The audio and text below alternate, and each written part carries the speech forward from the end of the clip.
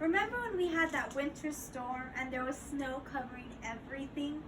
In instances like these weather conditions, living a green life is not the right way to go, as there may be times where you literally don't have any power.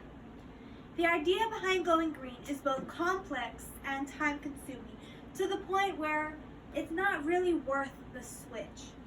The main reasons why you should not go green is because of the use of electric cars, the switch to solar panels, and the drawbacks of recycling.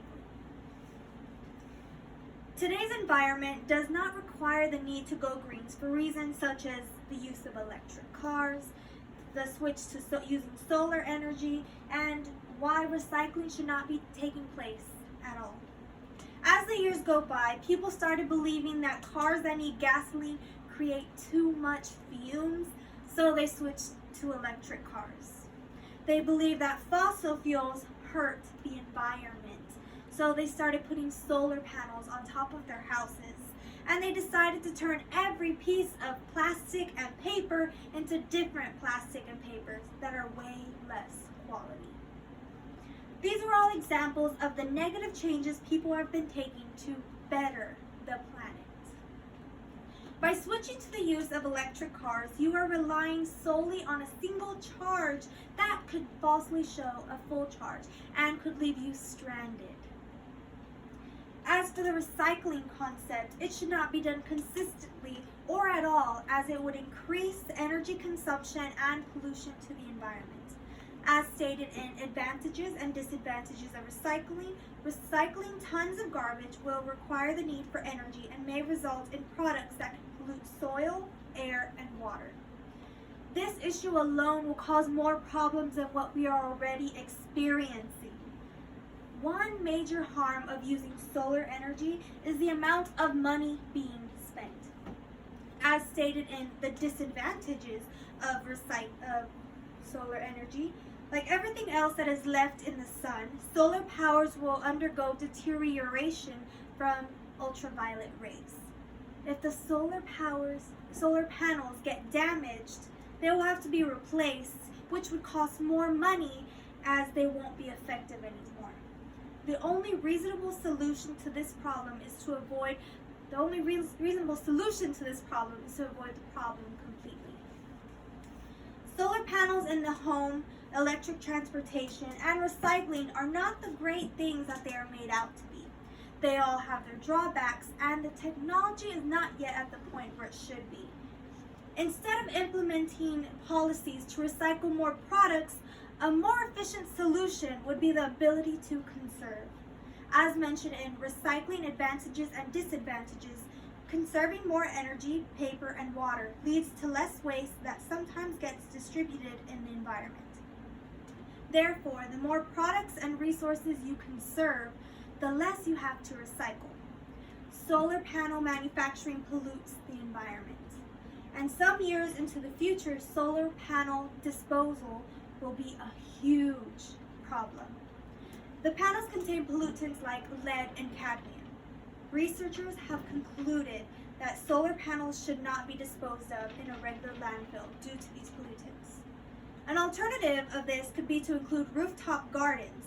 Having a rooftop garden is a viable alternative because it offers an energy efficient option without the pollution or worries of disposal. The electricity used on electric vehicles is being created by fossil fuels, meaning electric vehicles are not carbon neutral. Instead of allowing electric vehicles, we could implement policies to use hydrogen gas in cars.